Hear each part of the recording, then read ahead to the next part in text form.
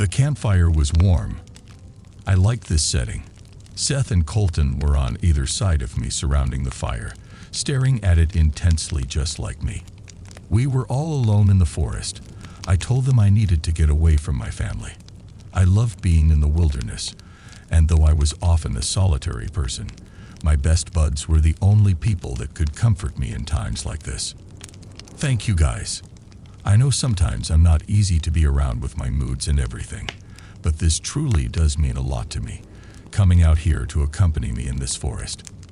The forest we were in was vast, but we were on the edge, near the trail, and if we got in any danger, we came prepared with tons of camping gear and GPS, plus physical maps. Strangely though, this small area seemed to be unmarked on the map. However, I figured we didn't need to worry since we were prepared for everything else. It also helped that it was January, and no one seemed to bother with being out here, since they were all seemingly wrapped up in New Year's resolutions. Seth responded, "Of course, Maddock. My lil bro." He rubbed his knuckles in my hair semi-affectionately, and I pushed his hand away since I rarely liked physical contact, especially out of the blue. I stared at Colton awaiting a response. He might have been the bag of rocks for brains in our group, but he was my friend, and that was all that mattered to me. "Colton, you there, man?" I waved my hand in front of his face. His eyes were dull and distant as if he was zoning out. Then he suddenly snapped up and exclaimed, "Ha, gotcha. Sure, I'm here," he laughed, content to see me alarmed by his jump scare. "What the hell, man?" "Whatever, Colt. Let's see if we can get some stories going. It's getting dark out. Perfect time for some stories, don't you guys think?" I said while discerning their reactions. I wanted to escape my bleak reality by at least telling each other some stories, especially scary ones. Colton's ears perked up when he heard that. "All right, I got one. Prepare your ears for this one." It was a late summer night. 3 guys around our age went out for a late night snack. They had hopped in their truck, and along the way they spotted some, let's say, strange things. Colton looked around at Seth and I to gauge our reactions. I had no reaction, but Seth was vaguely curious. Colton continued. The guys had seen fires burning in the distance while driving. They couldn't tell from what. As they got closer and closer to the store, the fires seemed to get closer, as if they were moving in on them. This was in the middle of nowhere, so seeing fires was odd but not the oddest thing in the world for them. But to see them move was definitely out of the ordinary. The fires started moving at a much quicker pace, gaining on the truck. The guys were getting scared at this point, so of course, they sped up. The fires, however, spread to the road and stopped in front of the truck. So the guy driving the truck decided to stop. The other guys were confused as to why he would do that. The guy driving says, "We can't outdrive it. We've been driving for 15 minutes now, and the fires have matched our pace even when we speed up. I think I'm gonna go check to see what it is." The other 2 guys in the truck were shocked. They can't believe that he decided to confront what appears to be fires that can move and keep up with the truck. As he jumps out, he seems to be in a kind of trance, and they see him disappear into the dark. After about 10 minutes, they start to worry. They decide to go out and look for him. To their surprise, he's burnt to an absolute crisp. They try to run back into the truck, fearing for their safety, but the doors are locked. They feel a heat behind them. They turn around to see a fire in the shape of a man, and that was the last anyone heard from them.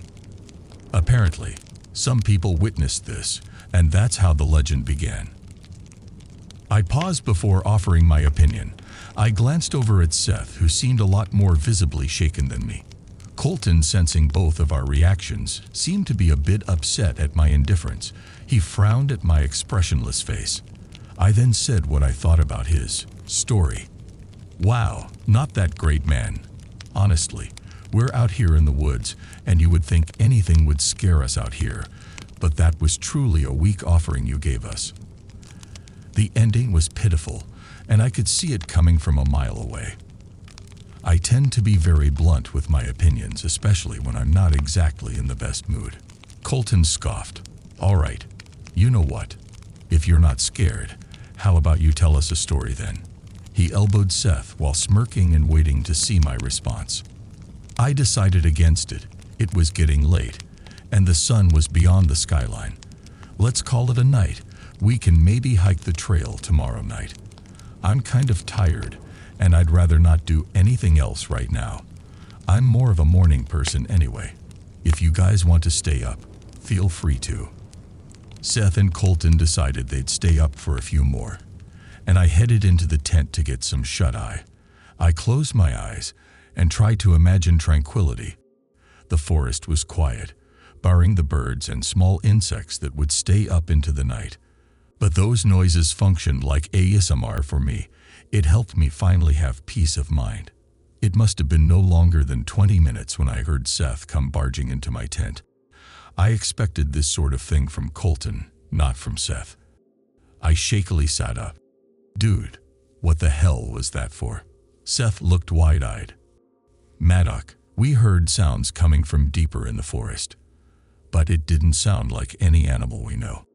We don't think we should set up camp here if we don't at least check it out and make sure it's not someone or something else doing suspicious activities we wouldn't want while we're sleeping, man. I thought about it for a second. He was right. Even though I wanted to sleep, sleeping in was a dumb alternative. Besides, I wasn't scared of whatever was out there anyway. Whatever it was, I'd just shove in my earphones and accompany them while we checked out the weird sounds. We gathered some supplies and headed towards the clearing in the forest. We started heading towards where the sounds were seeming to come from. I was hardly paying attention. I doubted it was anything out of the ordinary. I let them gain a few feet ahead of me. I started daydreaming of the life I envisioned for myself. People didn't really understand me. Not even my friends, really. I wanted to be more than this small town. I wanted to be an engineer and take my talents to new heights. They thought I gamed for no reason. But no, I coded in my spare time. It was something I barely told anyone about. Seth and Colton were starting to speed up and get further and further away. They seemed rather enthralled in whatever they were pursuing. Colton yelped out and jumped into some thick bushes, and Seth reached in to go after him. I shook myself from my trance and started running towards where they disappeared into. Guys, where'd you go? Did you find anything? I ran up to the bushes and pushed them apart to see the weirdest sight I have ever laid my eyes upon. Seth and Colton were standing with their backs turned to me and swaying back and forth. I tapped them and went, "Yo, are you guys feeling all right? Is this a prank or joke?" I looked further past them to see a gathering of what looked like naked people. They were surrounding a fire and running around it in a circle as if practicing some kind of ritual. I glanced at Seth and Maddox's faces, and they had white pupils. I waved my hand in front of their faces, but could elicit no response. I gulped, not one to normally feel afraid in circumstances like this, but this was a peculiar circumstance. I decided to head down there. I couldn't shake them from their trance, so I had no choice but to confront these naked folks, even if it was against my wishes at the moment to do so. I walked up to one of the naked people circling the fire and reached out to tap them. They spun around quickly before I could even touch them, as if they could sense my presence. They had literally no facial features. I gasped from shock at the sight. They had no mouth, eyes, nose, eyebrows. Nothing at all. It was a smooth, bare face looking back at me. The one facing me emitted a high-pitched frequency as if they were in defense mode from me approaching them, and the others turned around as if on alert and emitted that same sound. I covered my ears to shield myself from the pain. I turned around to see Seth and Colton shaken from the trance. I guessed the frequency had awoken them. I ran towards them and yelled, "Guys, run! We have to get the hell out of here." They spotted the strange creatures behind me and wasted no time and sprinted towards the bushes to push towards the path. Once I caught up to them, they briefly let out words of desperation. They questioned me one by one. First, Colton, who came by no surprise to me. He was the most cowardly of us all, but he was still my friend. And this situation was unexplainable anyway. Dude, what were those things? They looked like they had no face. He yelped while gasping for air, while sprinting forwards through the thickets and bushes in the forest. Next came Seth. We should have never come here, man. I told you it was a bad idea, Maddock. I heard stories about this forest. People disappear out here, but you never want to listen, man. Why come here after hearing that stuff? Seth was always like that, blaming others for his problems or anything that ever went wrong. I sighed before answering them both. I don't know how to answer any of those questions. I think our priority right now is finding a way out of here. We should have made it out of the forest by now, but it seems as if either we are lost or something about the path has changed, which I would go as far to say isn't far-fetched, considering we just saw people that have no faces. I grabbed both of their shoulders and halted them in their tracks. We can't go any further until we figure out a way to evaluate our surroundings. They looked at me in fear, but both nodded in agreement. I couldn't tell if what was in front of us was even real, but I had to take it as fact. So I went with that as the first established basis, or else I would drive myself crazy. The next was that if we traveled in a straight line, that it was maybe our best odds out of the forest. Then again, it could throw us deeper into the forest and leave us there for the night. I had one ace up my sleeve, though. That ace was a compass. I always came prepared because I hiked alone often, even if this place was changing. I knew our camp was located on the west side of the forest. That could never change, at least due to landscape. If it were the forest itself changing or the brush and pathways, our camp would be in the same spot no matter what. All I had to do was use the compass to locate our camp. Even though I couldn't pinpoint our exact location, I could use a narrow circle to guess what vicinity we were in. I located that on the map. Bearings helped with this as well. I tried my best to scan for any landmark I could recognize, any hills, rivers, etc. If the forest was truly changing anyway, this would allow it to be much easier for me to locate a way out of here. I spotted a huge hill outside of the forest that could never move, and decided to use that as my landmark. I found the hill on the map and decided to use my best of knowledge of bearings and lining it up with a compass to figure where in the map we were. Once I did, I told Seth and Colton and said we had to travel in the direction I was leading them to get out. We started heading that way. It was like the forest sensed we were trying to get out. It started moving in front of us. The bushes moved to block our path. We stumbled and fell. We heard footsteps approaching. We all slowly turned around while sitting on the ground to face what we knew was coming. The naked, no-face people were behind us. They were bare-skinned, hairless. They looked like they were straight out of a factory and made of Play-Doh. I had no idea what they were made of. They didn't seem human or even organic. They continued to emit a weird frequency. I picked up a rock from nearby and smashed it over the heads of one of the beings, its head surprisingly dented inwards, like it was made of some kind of synthetic material. I gasped in disgust. I turned to Seth and Colton. They both reeled in horror. They were at a loss for words. "We gotta get the hell out of here, man," Colton screamed. We started running full speed. We ran through bushes, riverbanks. We saw animals, but they all looked extremely fake. Something was off about this entire place.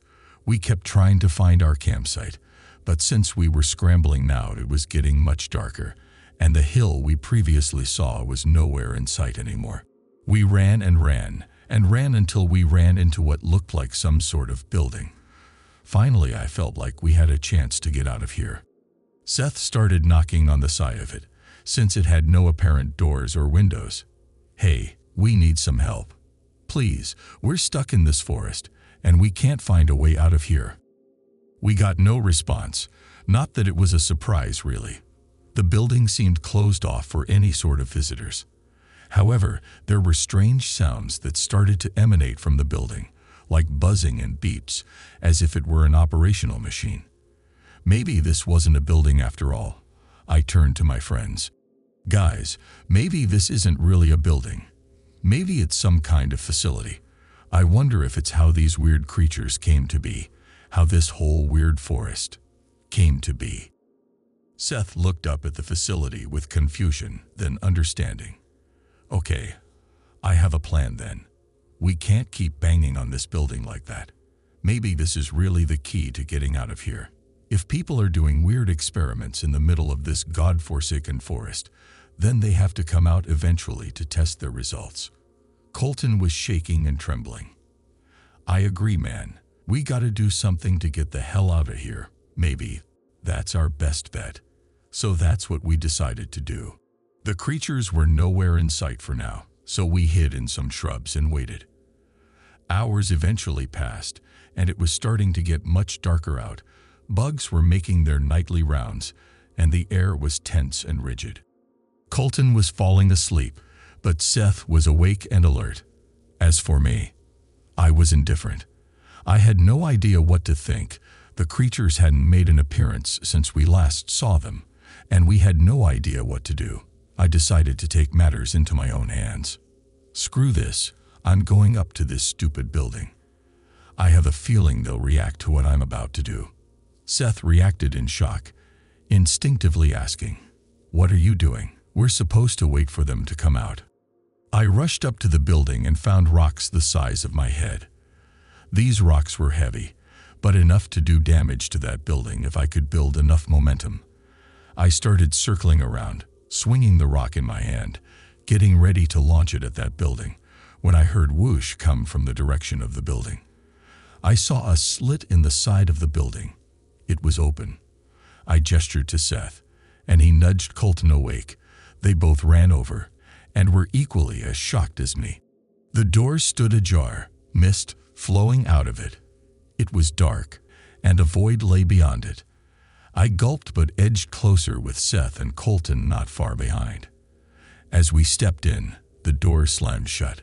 Alarms started blaring, and the room shifted to a bright red hue.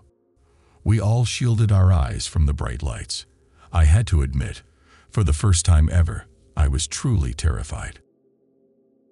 Watching on the monitor, I couldn't help but feel a little bit sorry for these three young lads. They were a part of something far greater than they could even comprehend.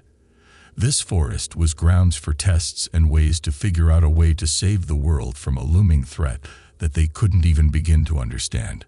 Those human things out there without faces were just symptoms of the problem, not the actual problem. Since they were exposed, they could never leave now. They would end up just like them. A sorry way to go. Unable to speak, see, hear, or experience the world at all. A diabolical disease indeed. "Professor, we have contained them. What's the next move?" The question came from a subordinate of mine. I thought about it for a while. Perhaps we could study them a bit. We hadn't collected specimens before they reached critical containment stage, in which we could no longer keep them within the facility. Keep them under strict observation, and don't tell them anything. I want to run some tests. I have no idea how they stumbled into this forest.